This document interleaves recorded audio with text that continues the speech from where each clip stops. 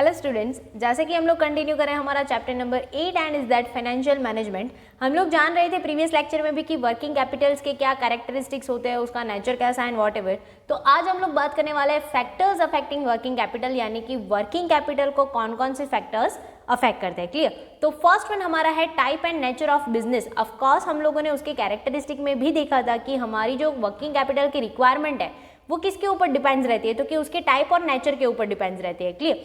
तो यहाँ पे देखते हैं types and nature of a business. Need of a working capital depends upon the type and nature of business, यानी कि हमारे बिजनेस का टाइप कैसा है, उसका नेचर कैसा है, उसके हिसाब से हम डिसाइड करेंगे कि हमें ज़्यादा वर्किंग कैपिटल चाहिए या फिर कम कैपिटल चाहिए। क्लियर? फॉर एग्जाम्पल है trading unit maintain the large stock on credit. अगर हम लोग ट्रेडिंग कर रहे हैं तो उसमें मतलब क्या होता है, तो कि हम लोग ज़्यादातर क्रेडिट के बेसिस के ऊपर सेलिंग वगैरह कुछ करते हैं। क्लियर? सेलिंग परचेजिंग वगैरह।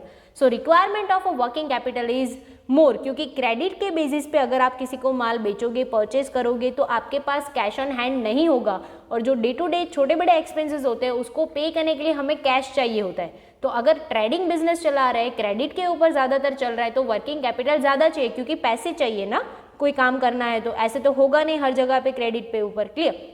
Ratio of working capital change according to the nature of industries, यानी कि हमारी इंडस्ट्री का नेचर अगर चेंज होगा तो उसके हिसाब से हमारा जो वर्किंग कैपिटल का रेशियो है वो भी क्या हो जाएगा, चेंज हो जाएगा। क्लियर? फिर नेक्स्ट वन है साइज ऑफ बिजनेस। ऑफकोर्स अगर साइज ऑफ बिजनेस की बात करें तो या तो छोटा बिजनेस हो सकता है या तो फिर बड़ा बिजनेस हो सकता है। क्लियर? तो अगर स्मॉल यूनिट हम लोग चला रहे तो हमारे डे टू डे खर्चे भी कैसे होंगे, कम होंगे, तो हमें वर्किंग कैपिटल भी कम चाहिए। और अगर बड़ा बिजनेस चला रहे हैं तो हमारे डे टू डे के एक्सपेंसेस भी ज़्यादा होंगे, तो हमें वर्किंग कैपिटल ज़्यादा चाहिए। क्लियर? फिर then after a production cycle.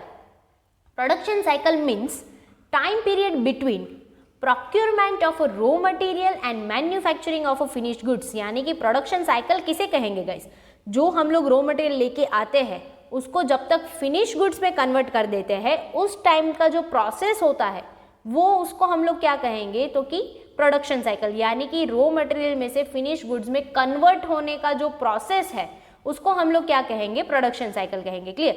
For large production cycle, यानी कि अगर हमारा प्रोडक्शन साइकिल बहुत बड़ा है तो हमें वर्किंग कैपिटल ज़्यादा चाहिए, अगर हमारा प्रोडक्शन साइकिल छोटा है तो हमें वर्किंग कैपिटल भी कम चाहिए। क्लियर? फिर देन आफ्टर है production and policy and type of business. Production policy हमारा कैसा है और हमारे बिजनेस का टाइप कैसा है, डिमांड कैसी है, उसके बेसिस के ऊपर भी डिसाइड होगा कि वर्किंग कैपिटल आपको कितना चाहिए, यानी कि production policy and type of demand. Clear? If demand of a produce goods is a seasonal, अगर हम लोग सीजनल गुड्स का प्रोडक्शन कर रहे हैं और हमारी डिमांड सीजनल है, यानी कि सीजन के हिसाब से वो हम लोग सेलिंग परचेजिंग करते हैं, then required more working capital, because अगर हम लोग सिर्फ एक ही सीजन के लिए काम करते हैं तो हमारा सेलिंग परचेजिंग भी एक ही सीजन के लिए होगा, बाकी की 2 सीजन हम लोगों को 8 महीने कुछ खर्चे करने हैं तो उसके लिए कैपिटल चाहिए होगा, और वो भी कैसा, वर्किंग, क्योंकि बाकी के 8 महीने हमारे पास पैसे नहीं आने वाले, सिर्फ एक ही सीजन के लिए आने वाले। Clear? Business unit follows the stable production through out year. अगर हम पूरे साल के लिए सेम प्रोडक्शन प्रोसेस फॉलो करें, यानी कि सीजनल गुड्स नहीं है, जो पूरे साल चले ऐसे गुड्स का अगर प्रोडक्शन कर रहे हैं तो requirement of a more working capital, यहाँ पे भी ज़्यादा वर्किंग कैपिटल चाहिए। क्यों गाइस? तो कि अगर सीजनल आप मतलब चूज कर रहे हो और सीजनल प्रोडक्शन कर रहे हो, सेलिंग परचेसिंग कर रहे हो, तो आपको उसी सीजन के लिए पैसे मिलेंगे, तो बाकी के 2 सीजन के लिए आप क्या करोगे, तब आपको खर्चे के लिए पैसे चाहिए होंगे। क्लियर? और अगर आप बहुत ही मतलब पूरे ईयर के लिए चले ऐसे कोई गुड्स का प्रोडक्शन कर रहे हो तो ऑफकोर्स पूरे साल तक गुड्स का प्रोडक्शन होंगे, तो पूरे साल तक एक्सपेंसेस भी होंगे, जिसको वाइंड अप करने के लिए कैपिटल तो चाहिए होगा। क्लियर? फिर नेक्स्ट वन है stockpile of raw materials. अब ये देखना जरूरी है कि stockpile of raw material कैसे अफेक्ट करेगा, तो quantity of a stockpile of raw materials become must its sources are limited और सप्लाइंग इरेग्युलर। अगर हमारी जो सोर्सेज है वो इरेग्युलर है, सप्लाई इरेग्युलर है, या तो फिर लिमिटेड चीज़ें अगर है तो रिक्वायरमेंट ऑफ वर्किंग कैपिटल कैसा होगा, लार्ज होगा, बिकॉज अगर मतलब लिमिटेड चीज़ें अवेलेबल है तो हमें उसको तुरंत परचेज करना होता है, क्योंकि हमारे पास से अपॉर्चुनिटी चली जाएगी। क्लियर? अगर सोर्सेज बहुत कम है तो उसकी डिमांड भी हाई होगी, तो मतलब उस टाइम पे ऑन द स्पॉट हमें पेमेंट करना पड़ेगा तो ही हमें वो चीज़ मिल सकती है। क्लियर? फिर देन आफ्टर एक क्रेडिट पॉलिसी। आपकी क्रेडिट पॉलिसी कैसी है उसके हिसाब से भी रॉ मटेरियल मतलब लाना है, परचेज करना है, वॉट एवर, वो डिसाइड होगा, और उसके बेसिस के ऊपर वर्किंग कैपिटल का रेशियो रिक्वायरमेंट भी डिसाइड होगा। Clear? If policy of a sales of a finish goods is on cash basis, यानी कि अगर हम लोग कैश के ऊपर कुछ मतलब सेलिंग कर रहे हैं फिनिश गुड्स का, तो हमें वर्किंग कैपिटल कैसी चाहिए, कम चाहिए। क्यों? क्योंकि कैश पे ही सेल करें तो हमारे हाथ में तो कैश आने ही वाला है, तो बाकी की एक्स्ट्रा वर्किंग कैपिटल हमें नहीं चाहिए होगी। Clear. If credit sale policy is adopted, यानी कि अगर हम लोग क्रेडिट के बेसिस के ऊपर माल बेच रहे हैं तो हमारे पास हाथ में तो पैसे आने वाले नहीं है, तो एट दैट टाइम हमें खर्चे वाइंड अप करने के लिए हमारा खुद का वर्किंग कैपिटल मेंटेन करना पड़ेगा। क्लियर। फिर देन आफ्टर है रॉ मटेरियल इजीली अवेलेबल। अगर आपका रॉ मटेरियल इजीली मिल जाता है तो आपको वर्किंग कैपिटल कम चाहिए, क्योंकि इजीली मिल जाएगा तो डिमांड भी उतनी ज़्यादा नहीं होगी। क्लियर। मतलब इजीली मिल जाता है, उसका स्टॉक इनफ है, सोर्सेज इनफ है, तो क्या होगा कि भाई आपको मतलब रश नहीं रहेगा कि भाई चलो मुझे अभी यहाँ पे जाके पैसे देने पड़ेंगे तो ही मुझे मिलेगा, कल जाऊँगा तो नहीं मिलेगा, वॉट ऐसा सिचुएशन नहीं होगा। तो वर्किंग कैपिटल कैसा चाहिए, आपको कम चाहिए।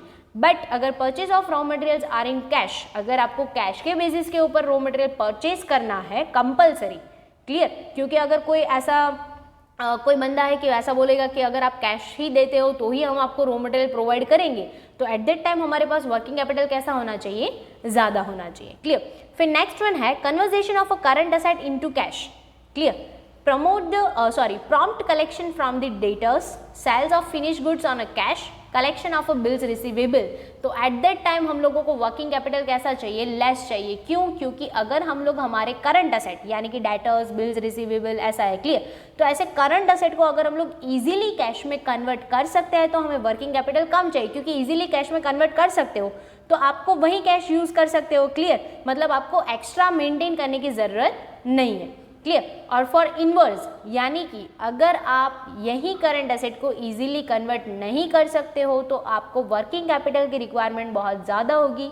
बिकॉज अगर आप इजीली कन्वर्ट नहीं कर पाए और अगर आपको कैश की रिक्वायरमेंट है तो आपको अलग से वर्किंग कैपिटल का रिजर्व रखना पड़ेगा। ओके।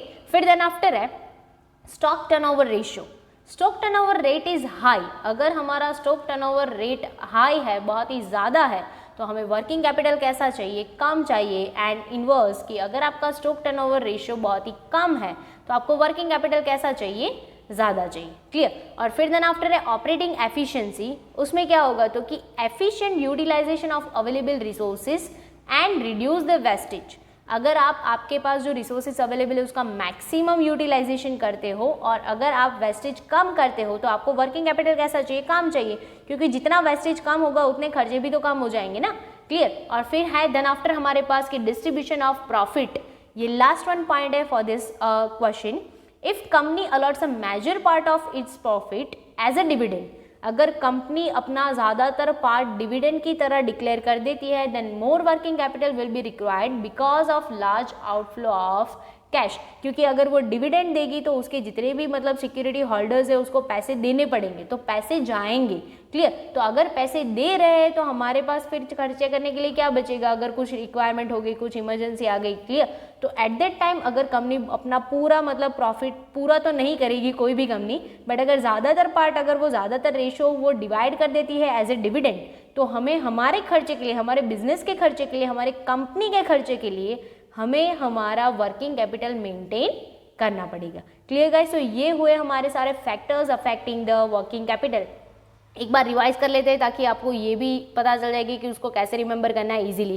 क्लियर। और मैंने ये आपको खास हर क्वेश्चन में बोला है गाइस कि अगर आपके पास ज़्यादा नंबर्स ऑफ पॉइंट है उसके 2 या 3 पार्ट कर दो तो आपको इजीली याद भी रह जाएंगे। क्लियर। तो फर्स्ट वन हमारा कौन सा है, type and nature of business, यानी कि जैसा टाइप जैसा नेचर उसके हिसाब से आप मतलब वो डिसाइड कर सकते हो। क्लियर। तो आप ऐसे याद रख सकते हो type and nature of business, size of business. Clear. Type, nature, size of business, 2 point तो आपके ऐसे ही हो गए। फिर है production cycle, type and nature of business, फिर size of business, production cycle, ये 3 पॉइंट्स आपके हो गए। क्लियर। फिर देन आफ्टर हम लोग देखते हैं production policy and type of demand. आप ये पहले 4 भी कंडक्ट कर सकते हो क्योंकि प्रोडक्शन साइकिल और प्रोडक्शन पॉलिसी दोनों मैच होता है। क्लियर। तो आप ऐसे याद रख लो। तो फर्स्ट वन हमारा क्या था, तो कि type and nature of business, size of business. Clear. फिर प्रोडक्शन साइकिल, प्रोडक्शन पॉलिसी, तो ये 4 पॉइंट तो आपको इजीली हो गए। क्लियर। फिर देन आफ्टर है stock fill of raw material. Clear. Stock fill of raw material, credit policy and then after conversion of a current asset into cash. पहले 4 कौन से थे, तो कि type and nature, size of business, फिर production cycle and production policy. Clear. ये 4 पहले के आपके क्लियर हो गए। फिर देन आफ्टर 5th नंबर का हमारा कौन सा वाला था, तो कि आपको करना है stock fill of raw material, credit policy and conversation of current asset into cash. Clear? Credit policy, conversation of current asset into cash and stockpile of raw material. तो ये 3 पॉइंट्स आपके अलग से हो गए. फिर हम लोग याद रखते हैं stock turnover ratio and operating efficiency and distribution of profit. Stock turnover ratio, operating efficiency and distribution of profit. Clear? तो ऐसे 4, 3 और 3 करके रिमेंबर करोगे तो आपको इजीली याद रह जाएगा.